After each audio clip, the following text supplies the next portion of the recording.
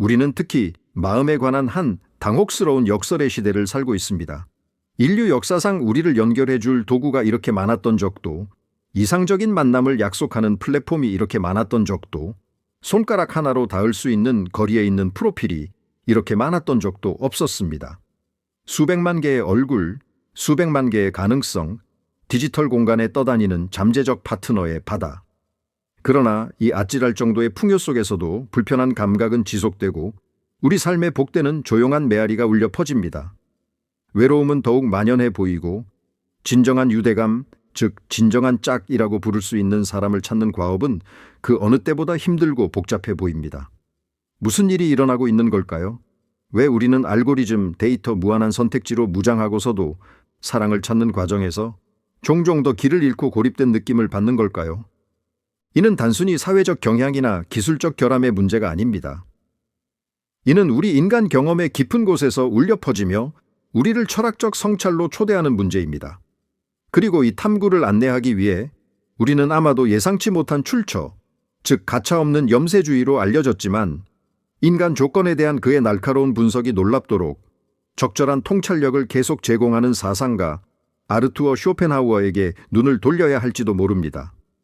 이 19세기의 종종 어두운 독일 철학자는 낭만적 사랑 뒤에 숨겨진 근본적인 환상이라고 그가 보았던 것을 밝히는데 그의 작업의 상당 부분을 바쳤습니다.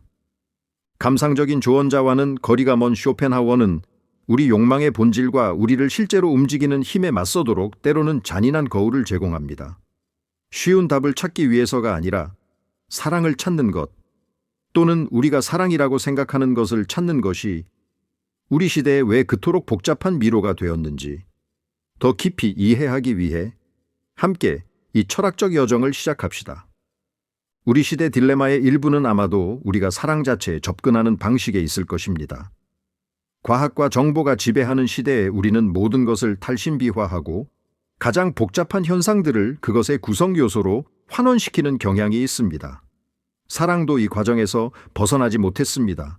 한때 시인, 신비주의자, 형언할 수 없는 것의 영역이었던 것, 영혼의 분출, 운명의 만남, 은 이제 종종 실험실에서 해부되고 신경화학 및 진화 생물학의 관점에서 설명됩니다. 우리는 도파민, 옥시토신, 바소프레신에 대해 이야기합니다. 열정 동안 활성화되는 뇌 영역을 지도화합니다. 사바나의 우리 조상들로부터 물려받은 짝짓기 전략을 불러옵니다. 소네트와 비극에 영감을 준 그 힘, 낭만적 사랑은 영리한 호르몬 칵테일, 유전자 확산을 보장하기 위한 자연의 전략으로 제시됩니다. 사랑의 이러한 문자 그대로의 해석, 즉 생물학적 및 심리학적 메커니즘으로의 환원은 의심할 여지 없이 우리에게 지식을 가져다 주었습니다. 우리는 애착 패턴, 관계의 단계, 매력의 생화학적 기초를 더 잘 이해하게 되었습니다. 하지만 메커니즘을 분해함으로써 우리는 본질적인 무언가를 잃어버린 것은 아닐까요? 미스터리를 해결하고 최적화해야 할 문제로 전환함으로써 우리는 그것이 요구하는 것처럼 보이는 취약성과 개방성으로 경험에 몰입하는 우리의 능력을 침식한 것은 아닐까요? 압도적인 감정, 숭고한 이상을 강조했던 역사적 낭만주의는 우리의 현대적이고 분석적인 눈에는 순진해 보일 수 있지만 아마도 그것은 우리의 과학적 접근 방식이 가리는 경향이 있는 사랑의 생생한 경험에 대한 진실을 포착했을 것입니다. 그리고 바로 여기서 쇼펜하우어가 등장합니다. 순진한 낭만주의의 옹호자로서가 아니라 사랑에 대한 우리의 의식적 인식에 대한 훨씬 더 급진적인 비판가로서 말입니다. 현대 신경과학보다 훨씬 전에 그는 당혹스러운 견해를 제시했습니다. 열정적인 낭만적 사랑, 특히 우리가 젊은 시절 모든 논리를 초월하는 것처럼 보이는 강도로 느끼는 사랑은 본질적으로 우리의 개인적인 행복이나 영혼의 양립 가능성에 관한 것이 아니라는 것입니다. 그것은 실제로는 훨씬 더 크고 근본적인 힘, 즉 삶의 의지, 윌레 zum Leben에 의해 조직된 강력한 환상이라는 것입니다. 쇼펜하우어에게 이 의지는 모든 현실의 맹목적이고 비합리적이며 끊임없는 본질이며 모든 것에 스며들어 끊임없이 자신을 영속시키려고 분투하는 우주적 충동입니다. 그리고 낭만적 사랑은 그것은 그 의지의 가장 독창적인 속임수 중 하나입니다. 우리는 아름다움, 지성 또는 친절함 때문에 파트너를 선택한다고 생각하지만 쇼펜하우어에 따르면 우리를 통해 작동하는 것은 바로 의지, 즉 종의 의지이며 다음 세대를 위한 최상의 유전적 조합을 무의식적으로 계산하고 있습니다. 열정의 압도적인 감정은 종종 우리 자신의 장기적인 행복과 안녕을 희생시키면서까지 종의 목적을 완수하도록 이끄는 미끼입니다. 이것을 아는 것, 이러한 환멸적인 관점을 갖는 것이 오늘날 관계를 찾는 데 도움이 될까요? 아니면 방해가 될까요? 그 답은 쇼펜하우어 철학 자체처럼 복잡합니다. 쇼펜하우어 분석의 깊이를 이해하기 위해서는 그의 동시대인들을 충격에 빠뜨리고 매료시켰으며 계속해서 논쟁을 불러일으키는 에세이인 성애의 형이상학에 조금 더 깊이 빠져들 필요가 있습니다. 그는 사랑을 근본적으로 이기적인 충동으로 묘사하는 데 말을 아끼지 않습니다. 개인의 이기심이 아니라 종의 이기심 말입니다. 이 보편적인 원동력인 의지는 우리의 개인적인 드라마, 부부 행복에 대한 우리의 꿈에 무관심합니다. 그것의 유일한 목표는 가능한 가장 생존력 있는 자손의 존재를 보장하는 것입니다. 그리고 어떻게 그렇게 할까요? 성적 매력과 우리가 열정적인 사랑이라고 부르는 감정을 통해서입니다.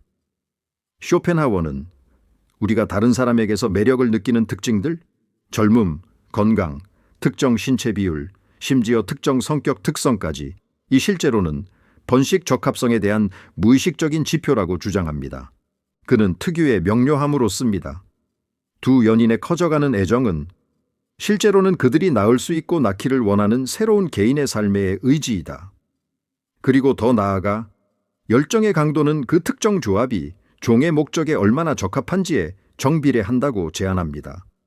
우리를 매료시키거나 반감을 갖게 하는 사소한 신체적 또는 성격적 세부 사항들은 실제로는 의지가 미묘한 유전적 보상을 계산하는 것일 수 있습니다. 여기 약간 비뚤어진 코, 저기 다른 안색, 모든 것이 극단을 중화하고 균형 잡힌 자손을 생산하는 것을 목표로 합니다. 모든 사랑에 빠짐은 그는 주장합니다. 아무리 천상적인 것처럼 보여도 오로지 성적 본능에 뿌리를 두고 있다. 따라서 우리의 가장 숭고한 사랑 고백은 맹목적인 생물학적 명령의 시적인 표현일 것입니다. 끔찍하게 냉소적이고 환원적인 견해처럼 보일 수 있습니다. 그리고 여러 면에서 그렇습니다.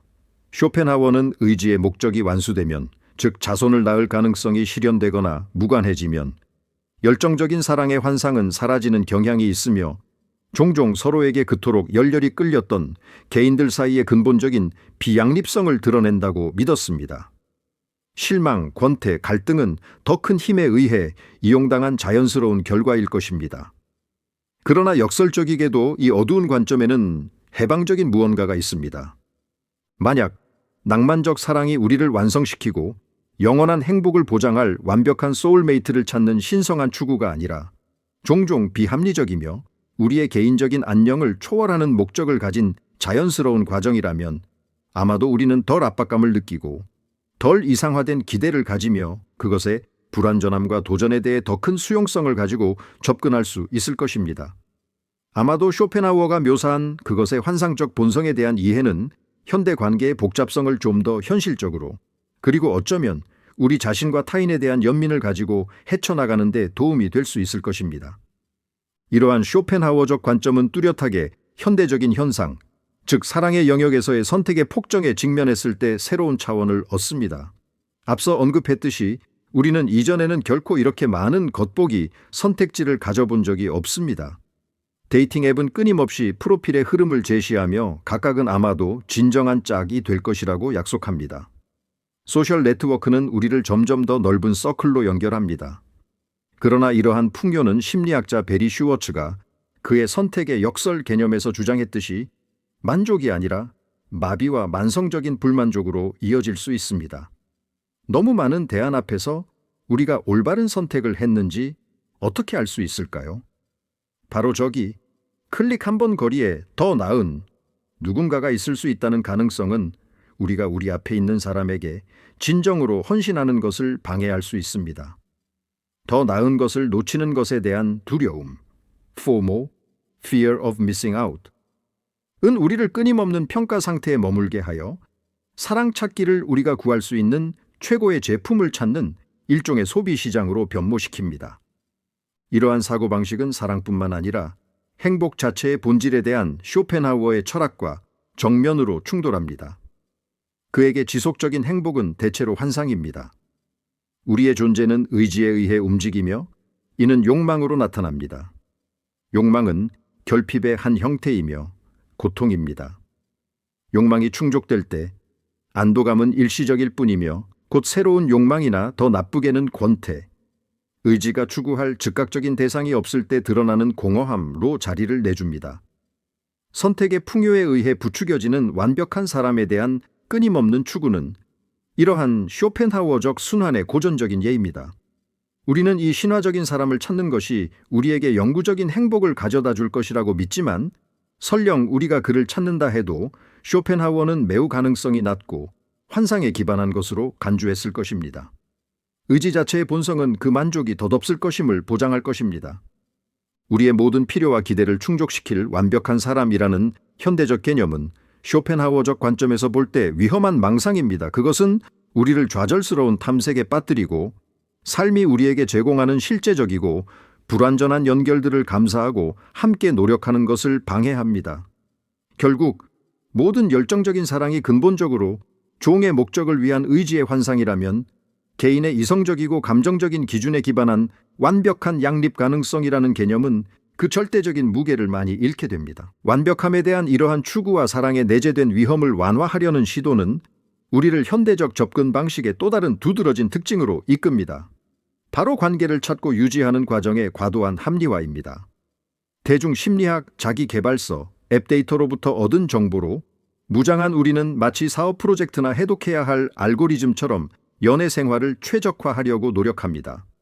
우리는 상세한 전제 조건 목록을 만들고 위험 신호 레드 플렉스와 긍정적 신호 그린 플렉스를 면밀히 분석하며 데이트, 의사소통, 갈등 해결을 위한 규칙과 전략을 따릅니다. 우리는 보증을 원하고 결과를 예측하고 통제하기를 원합니다. 설문지와 사용자 행동에 기반한 호환성 알고리즘을 갖춘 데이팅 앱 자체는 이상적인 짝을 찾는 거의 과학적인 접근 방식을 약속하며 매력의 신비를 데이터 매칭 문제로 변환시킵니다. 쇼펜하우어가 근본적으로 비합리적이라고 규정한 현상에 합리적인 질서를 부여하려는 이러한 시도는 사랑에 수반되는 복잡성과 잠재적 고통에 대한 이해할 수 있는 반응으로 볼 수 있습니다. 우리는 실수를 피하고 싶고 자신을 보호하고 싶습니다. 그러나 이러한 과도한 합리화는 역효과를 낳을 위험이 있습니다. 외부 기준, 체크리스트, 전략적 분석에 지나치게 집중함으로써 우리는 느끼고 직감하고 더 깊고 덜 언어화 가능한 수준에서 연결하는 능력을 잃을 수 있습니다. 우리의 계획에 완벽하게 들어맞지는 않지만 성장, 기쁨, 다른 종류의 연결을 가져올 수 있는 사람들을 걸러낼 수 있습니다.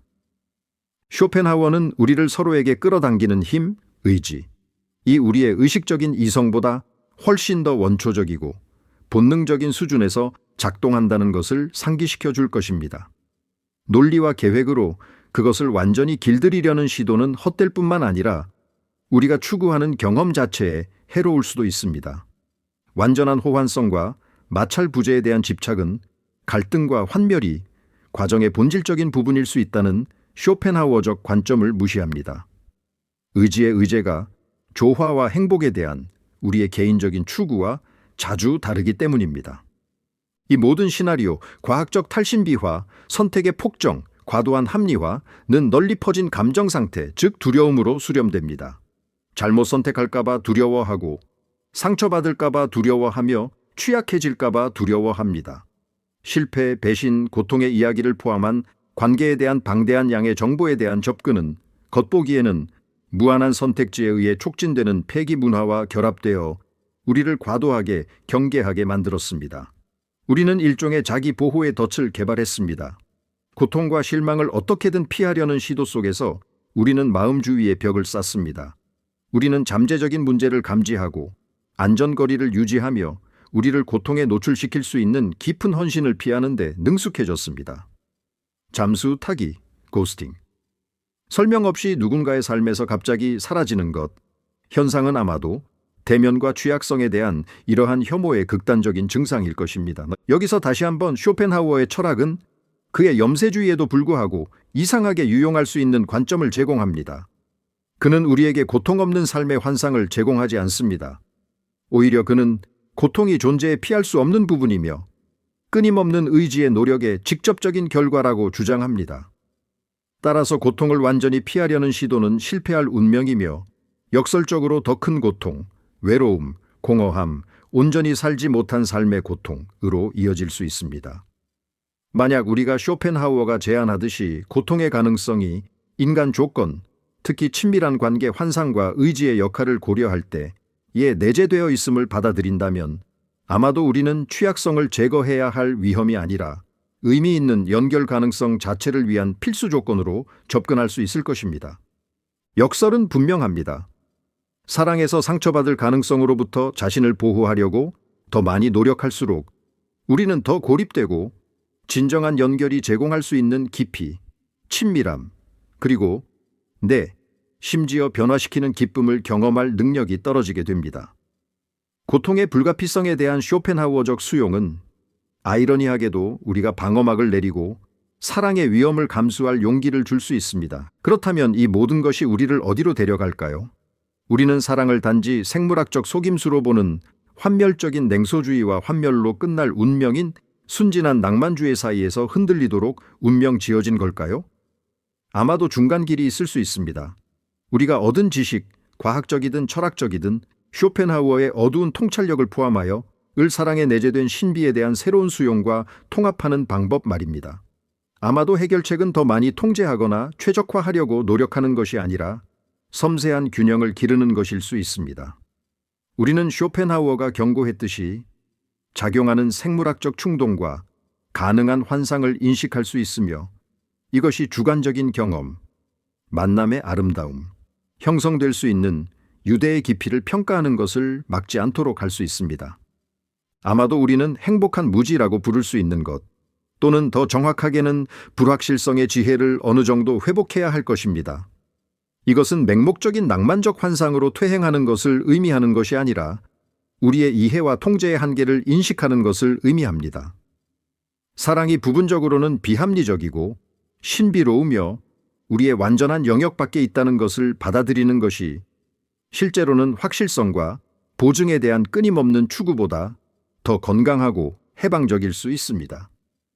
우리는 쇼펜하우어적 관점을 사랑의 헛됨에 대한 최종 평결로 사용하는 것이 아니라 우리의 기대를 조절하고 우리 자신과 타인의 불완전함을 포용하며 압도적인 열정뿐만 아니라 의지의 환상이 사라지기 시작할 때조차 생겨날 수 있는 연민, 우정, 동반자 관계에서도 가치를 찾도록 상기시키는 것으로 사용할 수 있습니다.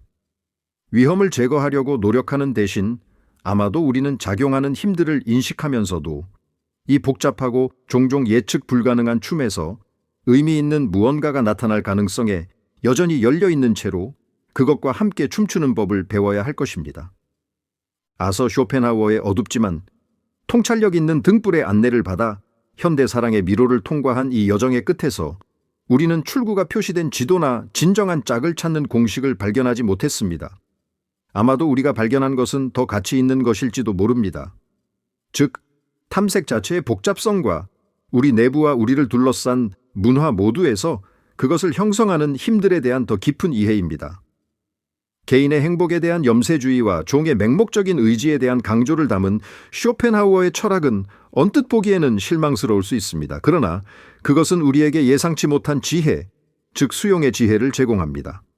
열정의 부분적인 환상적 본성에 대한 수용, 어느 정도의 고통과 환멸의 불가피성에 대한 수용, 우리 자신의 비합리성과 타인의 비합리성에 대한 수용입니다. 아마도 현대 사랑의 격동적인 물살을 헤쳐나가는 길은 낭만적인 환상에 완전히 몰입하는 것도 아니고 우리를 고립시키는 분석적인 냉소주의로 피신하는 것도 아닐 것입니다. 아마도 그것은 쇼펜하우어가 묘사한 생물학적 메커니즘과 무의식적 역동성, 그리고 주관적 경험, 인간적 연결, 공유된 취약성, 두 사람 사이의 만남의 중심에 항상 남아있을 신비에 부인할 수 없는 가치 모두를 인식할 수 있는 균형 잡힌 인식에 있을 것입니다. 아마도 복잡함은 올바른 사람들의 부재에 있는 것이 아니라 비현실적인 기대와 사랑이 본질적으로 도전하는 통제 욕구로 가득 찬 탐색 과정에 대한 우리 자신의 관계에 있을 것입니다. 경이로움을 잃지 않고 지식을 포용하고 감정을 부정하지 않고 환상을 인식하며 책임감을 포기하지 않고 비합리성을 받아들이는 것, 이것이 우리가 길러야 할 섬세한 기술일 수 있습니다. 현대사랑의 복잡성과 쇼펜하우어의 놀라운 관점에 대한 이 성찰이 당신의 마음에 무언가를 건드렸다면 이토록 인간적인 영역에서 당신 자신의 경험과 도전에 대해 생각하게 만들었다면 당신의 목소리를 듣고 싶습니다. 이 현대적 역설에 대한 당신 자신의 경험, 어려움 또는 이 탐색을 헤쳐나가는 방법에 대한 당신 자신의 발견을 아래 댓글로 남겨주세요.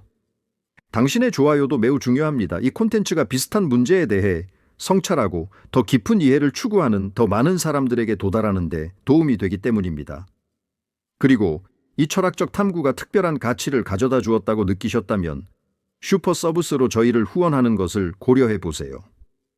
당신의 직접적인 지원은 저희가 이와 같은 콘텐츠를 계속 만들고 복잡한 주제들을 그들이 마땅히 받아야 할 깊이로 탐구할 수 있게 해줍니다.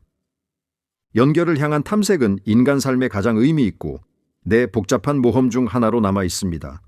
우리가 좀 더 많은 지혜와 현실주의 그리고 여전히 열린 마음으로 그것을 시작할 수 있기를 바랍니다. 왜냐하면 쇼펜하우어 자신이 우리를 움직이는 힘에 대해 그의 가장 가차없는 분석 속에서도 언급했듯이 마음이 갈망하는 것은 먼저 정신이 상상했어야만 한다.